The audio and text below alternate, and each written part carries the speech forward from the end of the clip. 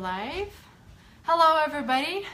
Welcome to the Team Sherzai Facebook page. My name is Aisha Sherzai. And I'm Dean. And we're here with you live, trying to discuss brain health and hopefully be able to interact with you guys and answer some of the questions that you may have. So we've come to a point where we're really excited to start again this new interaction with you guys. Some really important information just came up this week. Yes. So we wanted to discuss this incredible data that came about head trauma, and we wanted to discuss it, what it means to you, and what it means to aging process. Our approach is a little different from some of the other scientists who look at diseases of aging as one hit, one protein. We look at it as cumulative process of aging. The different kind of hits that we accumulate over a lifetime from inflammation, infection. One of those things is head trauma. And we always talk about this to our population, to our high school kids, everybody, about the dangers of a head trauma. That's right. And recently, a paper came out that showed that demonstrated that in a population of 110 NFL players, but the population was bigger than that. The population was bigger, so it was essentially a convenience sample. Yes. Which basically means that it was a self-selected group of people who played football. Some of them were from high schools, college players, most of them being from the NFL. And what they did was they donated their brain to a university, to a brain bank. And after they died, the autopsies were done and their brains were studied neuropathologically, kind of looking at whether it had the pathology that is associated with Alzheimer's disease. And the results were very interesting. It was profound. It was shocking, and it actually has turned the sports world on its head. And I know it scared a lot of parents. A lot of parents, and yes. and I know people that actually told me that they got their kids out of football because of that. Well, one thing, we'll talk both sides of it. The study is a good study, but it's actually not representative of true values or true prevalence of the disease. And actually they say that in the paper. Right. So the description is such that there were 202 people that donated their brains to the brain bank, and they found out that about 110 out of 111 NFL players had actually developed a chronic traumatic encephalopathy, which is a pathological disease that could subsequently result into cognitive impairment. That's 99% of the population. So this was translated into saying that all football, all form causes chronic traumatic encephalopathy. Well, you can't go that far because this is a convenience sample, meaning people who actually started feeling cognitive decline and dementia or mental consequences of trauma, they actually are more likely to donate their brain. Exactly. Much more likely. Exactly. But still, even with that, it's quite shocking. So further research needs to be done to truly see the true prevalence, the true ratios of those who play football, NFL or otherwise, and the true consequence of traumatic encephalopathy. But nonetheless, this was an interesting study, shocked people. NFL actually got themselves out of this study. They withdrew their funding and support.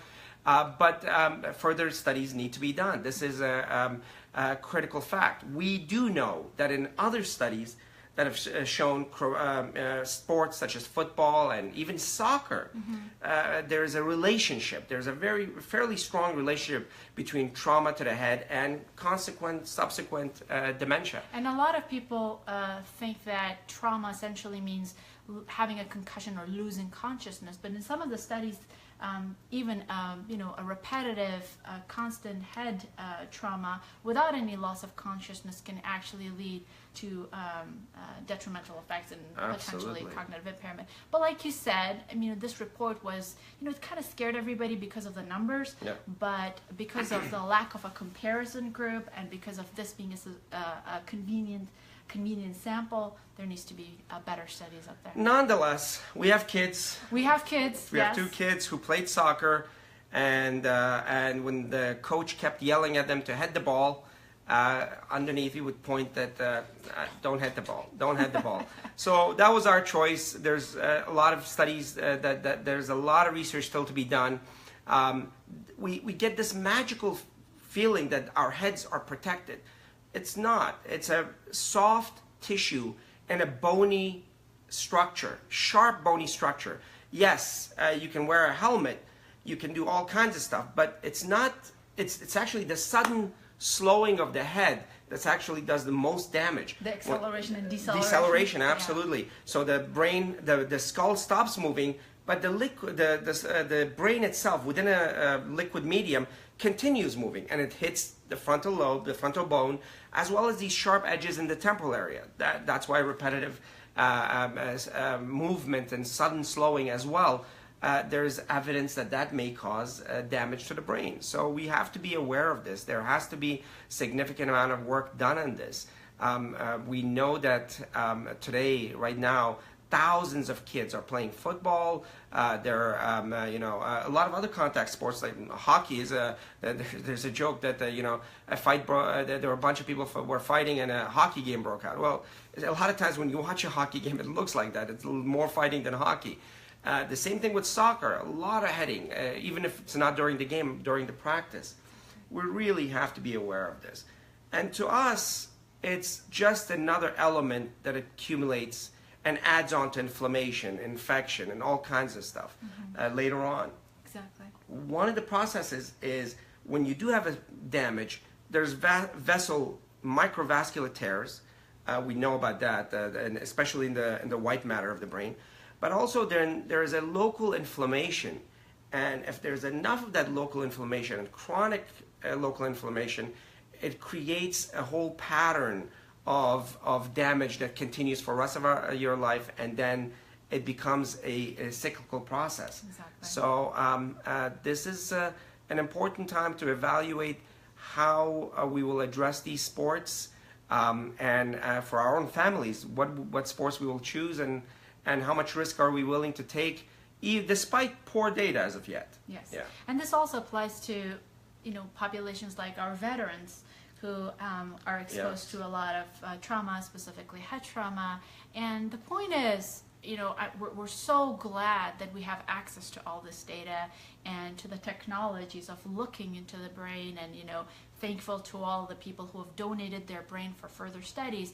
But this actually gives us a lot of hope that we are able to detect these diseases earlier on and potentially prevent it. I mean, specifically about head trauma, but even in other areas of our lives, things such as, exercise to improve the growth of the brain, or even the size of the brain. We know now that by exercise you can actually potentially grow the brain, or certain how parts, stress, exactly how stress affects the brain, and how eating nutrition or, certain micronutrients not being enough in our body can affect the brain. Yeah. So I'm really encouraged about all this data coming out. Speaking to that head trauma, or adding to that story, later in life, one of the things that we see often in our practice is elderly patients falling, and as a consequence getting head trauma, and sometimes loss of consciousness, other times not so much so. And they rarely share this with their doctors. It's critical that you share this with your doctors.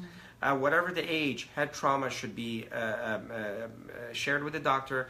If you felt certain symptoms alongside it, dizziness, loss of consciousness, nausea, vomiting, this is a topic that can affect you long term.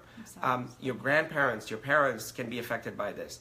One of the most common reasons of mortality in the elderly are falls, and then head trauma and bleeding inside the head. So this whole spectrum of head trauma now is becoming much more identified, more commonly identified and studied, and that's why we need to work on it a little more. Exactly. So I think that's what we wanted to talk about today, specifically the head trauma component and its addition to the brain and what it can do long term. Please, if you have kids or you have parents, both ends of the spectrum, if they have a fall, they have a head trauma, even if there is no loss of consciousness, please follow with your doctor. And more importantly, you know, be very careful about the activities that may lead to consequent head trauma, even if it's repetitive head trauma. Exactly. That's critical for long-term brain health. Not just dementia and Alzheimer's, associated with depression, anxiety, and other and Parkinson's and other chronic diseases as well. So that's our little few minutes on head trauma and the latest paper that came out. Exactly. And also, you know, when somebody has a single head trauma, take it seriously, like Dean said. Sometimes it may just be dizziness or just lack of balance or not really feeling Absolutely. well. But to get it evaluated as soon as possible should be the goal. Absolutely. What are your thoughts about the general concept of brain health? Let's maybe talk about that and the comprehensive approach that we're trying to talk about with everybody. We'll fairly soon we'll actually put out an infographic, an animation of how we see these diseases of aging. It's like I said earlier, it's a cumulative process from glucose dysregulation to lipid dysregulation. All of these things accumulate over time. People approach from different paths. You can approach it from inflammation, somebody who has chronic inflammation, even dental inflammation. We know that chronic dental infections and inflammation has consequences both in the heart and the brain. Like gingivitis. Gingivitis, exactly. And we will have a section on that, specifically gingivitis and dental care. We scare our kids when they don't brush their teeth with that. They forget. Exactly. So, and then at the same time, trauma is another one. Or glucose dysregulation. We see this from not just diabetes, but even insulin resistance earlier on, or even repetitive high glucose levels. That's another thing that's been shown. We did a study paper on this, and that showed that relationship as well. Exactly. And really taking care of your lipid levels. There's a lot of controversy these days with all these vlogs and everybody else. Somebody saying that bad fat is not bad. This is not based on science. Excess fat, especially saturated fat, is bad. Excess glucose, especially simple glucose, is bad. There's no need to give nuance to this. This is all these factions fighting it. Excess simple sugars are bad. Excess saturated fats are bad. There is no such thing as good saturated fats. I saw a vlog recently, somebody talking about good fats and good saturated fats. And when they were pushed, they quickly passed it off.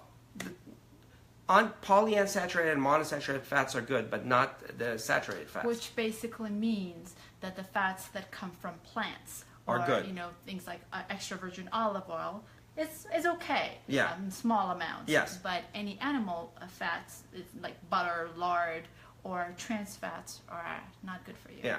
So we'll have specific videos on specific topics coming up, including the types of fats and the mechanisms thereof. A lot of conversations out there are anecdotal, or I saw this one vlogger that has millions of followers, who's just a comedian. He's a good comedian, but without any science, talking about these topics and just muddying the water. This is an important topic. It's our healthcare. It's prevention. This is actually healthcare. What we do in clinics and hospitals that you and I do is disease care. So we have a passion for this, and please send us your questions. Next week we'll do the same thing with a live blog. So whenever you have questions, send it to us earlier on. We answered some of the earlier questions without directly naming people, but in the future, please give us some questions, and we'll be happy to give it the answers in the right context. Absolutely. And I think if you have any suggestions or any topics that you think would be of some interest to you, or some of the topics that are controversial and there's a lot of confusion out there sometimes about health, we would be happy to hear about it, and we would be happy to discuss it. Again, please visit our website, teamshareseye.com. We wrote a book. It's called Alzheimer's Solution. It's available for pre-order.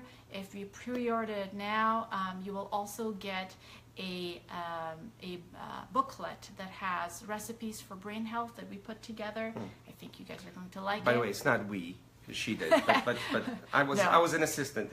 No, you definitely helped a lot, and we're going to give you access to some recipe videos as well if you pre-order it now. We're really passionate about this topic, as you can tell, and we hope to see you being engaged with us. Thank you so much for joining us today. Thank you so much, Catherine. I appreciate the comment, and we will see you guys next week. Next week. Okay, have a great day. Thank you.